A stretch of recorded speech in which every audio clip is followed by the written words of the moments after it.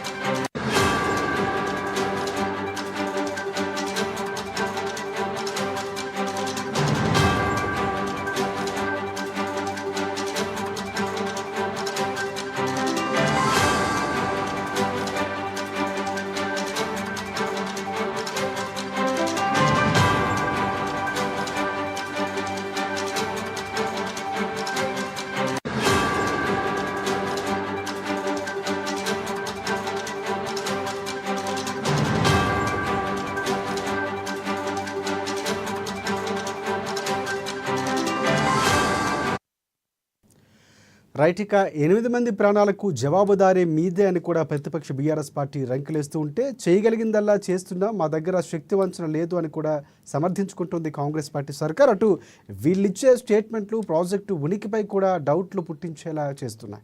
అసలు ప్రాజెక్టే దండగని వాళ్ళు పూర్తయితే పండగేనని 6 నెలైన ప్రాజెక్టు చేస్తామని వీళ్ళు కౌంటర్లతో దాదాపుగా నోర్లకు పని చెప్తున్నటువంటి పరిస్థితి కనిపిస్తుంది. ఇలా పొలిటికల్ చార్టర్ ఎంట్రీ ఇవ్వడంతో ఇప్పుడు ఈ అంశం హీట్ ఎక్కినటువంటి పరిస్థితి కనిపిస్తూ ఉంది. మరి పరిస్థితికి సంబంధించి దారుణంగా మారడానికి అసలు కారణం ప్రభుత్వం అలసత్వాన్ని కూడా డే 1 నుంచి ఆరోపిస్తూ వస్తుంది విపక్షం. నిజానికి ఎస్ఎల్బీసీ టన్నెల్లో పైకప్పు కూలిందని తెలియగానే అప్రమత్తమైంది ప్రభుత్వం. రేవంత్ సర్కారు వెంటనే అక్కడికి వెళ్ళేటువంటి పరిస్థితి. ముఖ్యమంత్రి రేవంత్కి ప్రధాని మోదీ సైతం ఫోన్ చేసి సహకారానికి హామీ ఇచ్చి ఎన్డీఆర్ఎఫ్ టీమ్స్ని కూడా పంపించారు. సైన్యాన్ని రంగంలోకి దించారు. అటు క్షేత్రస్థాయిలో పరిస్థితిని సమీక్షిస్తూ దగ్గరుండి రెస్క్యూ ఆపరేషన్ కూడా షురూ చేశారు. అక్కడికి మంత్రులు ఉత్తమ్ కానీ జూపల్లి కృష్ణారావు అని వెళ్ళి పర్యవేక్షించినటువంటి పరిస్థితి ఉంది. ఈ క్రమంలో అసలు కంటే కొసరే ఎక్కువైందంటూ కూడా విమర్శలకు కూడా తావిచ్చారు.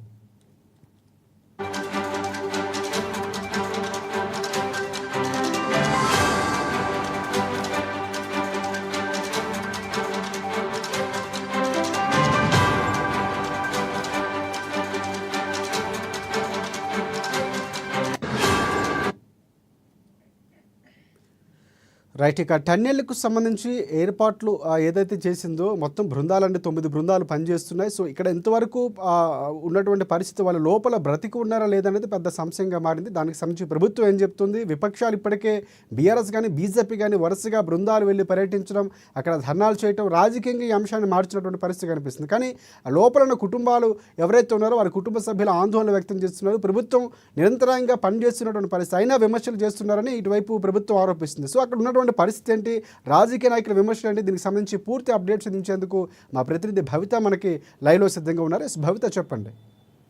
రైట్ రాజశేఖర్, ఎస్ఎల్బీసీ ఘటన ఒక దురదృష్టకరము. అందులో చిక్కుకున్నటువంటి 8 మందిని రక్షించకపోవడం, ఇప్పటివరకు కూడా జరిగి వారం రోజులు గడుస్తున్నప్పటికీ వాళ్ళ ఆచూకీ లభ్యం కావకపోవడం ఇంకా బాధాకరం. ఎస్ఎల్బీసీ ఘటన అనేది ప్రతి ఒక్కరిని కలిసివేసిందనే చెప్పుకోవాలి. గత శనివారం ఉదయం 8 నుంచి 9 గంటల ప్రాంతంలో జరిగినటువంటి ఈ ఘటన వెంటనే అధికారులు కావచ్చు, ప్రభుత్వం కావచ్చు అప్రమత్తమై వెంటనే అప్పటి నుంచి కూడా సహాయక చర్యలు చేపట్టిన సందర్భం అయితే కనబడుతుంది. ఇటు కేంద్ర రాష్ట్ర 2 ప్రభుత్వాల సమన్వయంతో రెస్క్యూ టీములన్నీ కూడా అక్కడ నిరంతరం కష్టపడుతున్న సందర్భం అయితే కనబడుతుంది. అయితే దాదాపుగా వారం రోజులుగా కూడా రెస్క్యూ టీంలు అన్నీ కూడా దాదాపుగా 10 బృందాలకు సంబంధించి 10 సంస్థలకు సంబంధించి ఎన్డీఆర్ఎఫ్ కావచ్చు, ఎస్డీఆర్ఎఫ్ కావచ్చు, నావీ కావచ్చు, ఇప్పుడు తాజాగా సింగరేణి బృందం కావచ్చు, ఇట్లా రకరకాల బృందాలతోని వీలైనంత శక్తికి మించి వాళ్ళు అక్కడ రెస్క్యూ ఆపరేషన్ అయితే కొనసాగుతుందని విషయం మనం చెప్పుకోవచ్చు. అయితే దాదాపుగా వారం రోజుల నుంచి రెస్క్యూ ఆపరేషన్ కొనసాగుతున్నప్పటికీ నిన్న తాజాగా కొంత మేరకు ఆచూకీ అంటే అక్కడ ఉన్నటువంటి కొత్త మిషన్స్తోనే ఆచూకీ లభ్యమైంది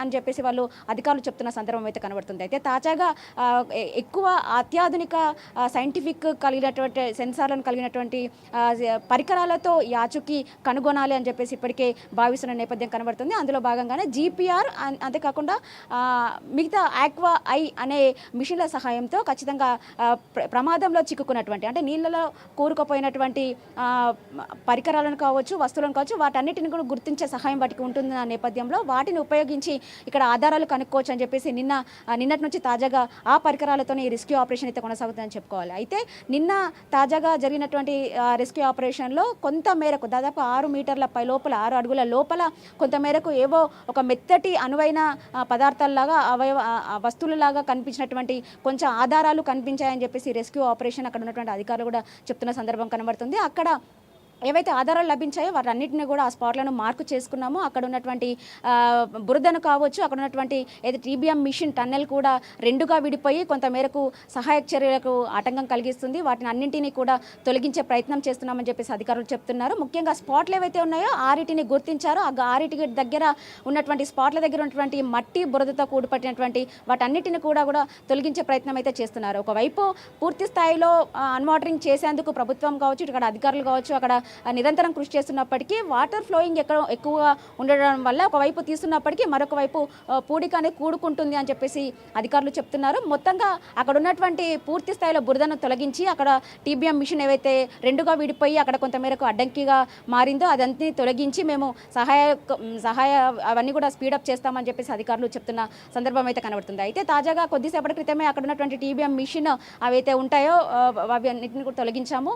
బురదను కూడా పూర్తి స్థాయిలో తొలగిస్తాము. సాయంత్రం వరకు ఖచ్చితంగా మేము అక్కడ ఆచూకీ కనుక్కుంటామని చెప్పేసి అధికారులు చెప్తున్నారు. నిన్న గుర్తించినటువంటి స్పాట్లు మాత్రం 6గా గుర్తించారు. దాదాపు 6 అడుగుల లోపలికి కొంత మెత్తటి పదార్థాలు అంటే మెత్తగా ఉన్నటువంటి అవయవాలు కావచ్చు అట్లా కనిపిస్తున్నాయి. అవి మృతదేహాలు అయి ఉండొచ్చు, కాకపోవచ్చు, పూర్తి స్థాయిలో మేము స్పష్టత ఇవ్వలేము అని చెప్పేసి చెప్తున్నారు. అయితే నిన్నటి నుంచి కూడా తాజాగా మృతదేహాలను వెలికి తీస్తున్నారు. మృతదేహాలు లభ్యమైనవని చెప్పేసి వార్తలు వస్తున్న నేపథ్యంలో అక్కడ ఉన్నటువంటి జిల్లా కలెక్టర్ కూడా ఖండించారు. అక్కడ మృతదేహాలు లభ్యమైనవి పూర్తి స్థాయిలో మేము అధికారికంగా ప్రకటన చేయకముందుకు ఎందుకు తప్పుడు వార్తలు ప్రచురం చేస్తున్నారు, మేము ఖచ్చితంగా ఎలాంటి ఆధారాలు లభించినా కూడా అధికారికంగా ప్రకటిస్తాము, అప్పటి వరకు మాకు ప్రతి ఒక్కరు సహకరించాలి అని చెప్పేసి కూడా వాళ్ళు విన్నవించుకున్నట్టుగా తెలుస్తుంది. అయితే ఇప్పటికీ అక్కడ అటు అన్ని బృందాలు పూర్తి స్థాయిలో పనిచేస్తున్నప్పటికీ కొద్దిసేపటి క్రితమే ఇప్పుడు ఉత్తమ్ కుమార్ రెడ్డితో పాటు జూపాలి కృష్ణారావు, సిఎస్ శాంతికుమార్ ఇతరత్ర అధికారులందరూ కూడా అక్కడికి చేరుకొని ప్రస్తుత పనులన్నింటిని కూడా పర్యవేక్షిస్తున్న సందర్భం అయితే కనబడుతుంది. చూడాలి ఈ రోజుకు పూర్తి స్థాయిలో బురదను తొలగించి అక్కడ ఉన్నటువంటి అంటే వాళ్ళు ఏవైతే స్పాట్లను గుర్తించారో అవన్నిటిని కూడా డెడ్ బాడీలుగా నిజంగానే డెడ్ బాడీలు ఉంటాయి. రెండు డెడ్ బాడీలు బయటకు వచ్చినట్టు అంటే ఫోరెన్సిక్ సంబంధించినటువంటి డిఎన్ఏ టెస్టుల కోసం వారిని పిలిపించినట్టు కూడా తెలుస్తుంది. సో దీని ప్రక్రియ ఏమైనా ప్రారంభమైందా? ప్రభుత్వం ఏమైనా ప్రకటించే అవకాశం ఉందంటారా?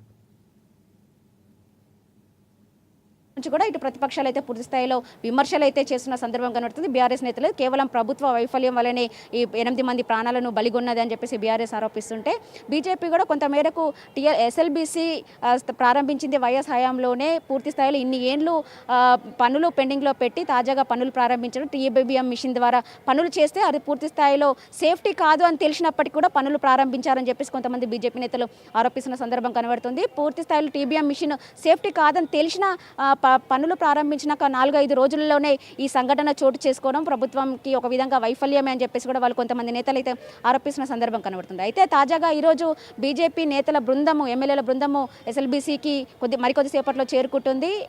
బీజేపీ ఎల్పీ నేత మహేశ్వర్ రెడ్డి ఆధ్వర్యంలో ఎమ్మెల్యేల బృందం అయితే ఎస్ఎల్బీసీని సందర్శించడానికి వెళ్తుంది. అసలు ఘటన ఎలా జరిగింది, పూర్తి స్థాయిలో వారం రోజుల నుంచి ఎలాంటి సహాయక చర్యలు తీసుకుంటున్నారు, అక్కడ ఎలాంటి పరిస్థితులు నెలకొన్నాయని చెప్పేసి ఆరా తీయనున్నట్టుగా తెలుస్తుంది. అక్కడ ఉన్నటువంటి వాళ్ళకు కూడా అంటే ఏవైతే మృతుల కుటుంబాలు ఉన్నాయో వాళ్ళందరికీ కూడా అండగా ఉంటామని చెప్పేసి భరోసా ఇచ్చే అవకాశం ఉన్నట్టుగా కూడా తెలుస్తుంది. మరి కాసేపట్లో బీజేపీ బృందం అయితే అక్కడికి చేరుకోబోతుంది. అయితే బీజేపీ బృందం అక్కడికి చేరుకున్న తర్వాత వీళ్ళని లోపలికి అక్కడికి పరీక్షలను సమీక్షించడానికి అనుమతిస్తారా లేదా మాత్రం కొంచెం క్వశ్చన్ మార్క్గా మారింది. ఎందుకంటే 2-3 రోజుల క్రితం బీఆర్ఎస్ నేతలు అక్కడికి వెళ్తే మాత్రం వాళ్ళని అడ్డుకున్న పరిస్థితి కనబడుతుంది. అక్కడికి లోపలికి అలో ఇవ్వమంటూ కూడా అడ్డుకోవడము, తర్వాత వాళ్ళు కొంతమేరకు వాగ్వాదానికి చోటు చేసుకున్న తర్వాత కొంతమందిని మాత్రమే లోపలికి అలో చేసిన సందర్భం ఉంది. అయితే వీళ్ళని కూడా లోపలికి పూర్తి స్థాయిలో అలో చేస్తారా లేదా అని మాత్రం వేచి చూడాల్సిందే. మొత్తానికి ఈ పూర్తి స్థాయిలో ఎస్ఎల్బీసీ ఘటన మట్టి తవ్వకాలు మాత్రం ఇప్పటికీ చివరికి దశకు చేరుకుందని చెప్పేసి రెస్క్యూ టీం అయితే చెప్తున్న సందర్భం అయితే కనబడుతుంది. చూడాలి, మొత్తం 8 మంది చిక్కుకున్నారు. 6 కార్మికులు అయితే 2 ఇంజనీర్లతో పాటు మొత్తం 8 మంది ఆ మట్టిలో కూడుకుపోయిన సందర్భం కనబడుతుంది. మట్టి పూర్తి స్థాయిలో పేరుకుపోయింది. అక్కడ వాటిని తొలగించే సమయంలో, బురదను తొలగించే సమయంలో అక్కడ వాటర్ మట్టి 2 కలిపి ఒక సిమెంట్ రూపంలో గట్టిగా బలపడిపోయిందని చెప్పేసి రెస్క్యూ ఆపరేషన్లో పాల్గొన్న వాళ్ళు చెప్తున్నారు. బండలున్న నేపథ్యంలో వాటన్నిటికీ కూడా సహాయం చేయడానికి, అంటే రెస్క్యూ ఆపరేషన్ చేయడానికి పూర్తి స్థాయిలో ఇబ్బంది కలుగుతుంది. అయినప్పటికీ కూడా మేము శక్తికి మించి శ్రమిస్తున్నామని చెప్పేసి వాళ్ళు చెప్తున్నారు. చివరి దశకు చేరుకున్న సందర్భంలో అక్కడికి ఎస్ఎల్బీసీ దగ్గరికి కూడా పూర్తి స్థాయిలో వైద్య బృందాలు కూడా చేరుకున్నాయి. ఉస్మానియా వైద్య బృందం చేసుకుంది డాక్టర్లతో పాటు. ఇంకా ఫోరెన్సిక్ టీం కూడా అక్కడికి చేరుకుంది. ఒకవేళ మృతదేహాలు దొరికితే వాళ్ళకు కావాల్సినటువంటి ఇన్వెస్టిగేషన్స్ చేసిన తర్వాత మృతులను వాళ్ళ కుటుంబ సభ్యులకు అప్పగించేందుకు ఫోరెన్సిక్ టీం కూడా అక్కడికి చేరుకుంది. అంతేకాకుండా 8 మృతదేహాలను తరలించేందుకు 8 అంబులెన్స్ను కూడా ఎస్ఎల్బీసీ ఘటన వద్దకు చేరుకొని ఇప్పటికే అక్కడ పూర్తి స్థాయిలో పర్యవేక్షిస్తున్న సందర్భం అయితే కనబడుతుంది. మృతుల కుటుంబ సభ్యులు కూడా ఇప్పటికే అక్కడికి చేరుకున్నారు. ఏ క్షణంలో ఎలాంటి వార్త వస్తుందో అని చెప్పేసి వేచి చూడాల్సిన సందర్భం అయితే కనబడుతుంది. ఒకవైపు అయితే అక్కడ మేము స్పాట్లను గుర్తించాము, ఆ స్పాట్లు ఖచ్చితంగా మృతదేహాలే అని చెప్పేసి మేము స్పష్టత ఇవ్వలేము అని చెప్పేసి వాళ్ళు చెప్తున్న సందర్భం కనబడుతుంది. ఒకవైపు చివరి దశ అంటున్నారు, ఒకవైపు స్పాట్లను గుర్తించే మృతదేహాలా అని మేము స్పష్టత ఇవ్వలేము అంటున్నారు. 1-2 రోజుల్లో మరొక టైం పడుతుందా, లేదంటే ఈ రోజుకు ఆ రెస్క్యూ ఆపరేషన్ క్లోజ్ అవుతుందా అని మాత్రము చూడాలి. మొత్తానికి ఇటు కేంద్ర రాష్ట్ర ప్రభుత్వాలు అయితే సమన్వయంతోనే పనిచేస్తున్నాయి. దాదాపుగా 10 బృందాలకు పైన అక్కడ రెస్క్యూ ఆపరేషన్ కొనసాగిస్తుందని చెప్పాలి. ఇక్కడ ఉన్నటువంటి ప్రభుత్వాలు మాత్రము ఇది రాజకీయంగా చర్చకు దారి తీయొద్దు, ప్రకృతి వైపరీత్యాన్ని ఎవరు కనుగొనలేమని చెప్పేసి వాళ్ళు చెప్తుంటే, ప్రకృతి వైపరీత్యం కాదు ప్రభుత్వ వైఫల్యం అని చెప్పేసి ప్రతిపక్షాలు అయితే ఆరోపిస్తున్న సందర్భం అయితే కనబడుతుంది. Right. Thanks for updates Bhavitha.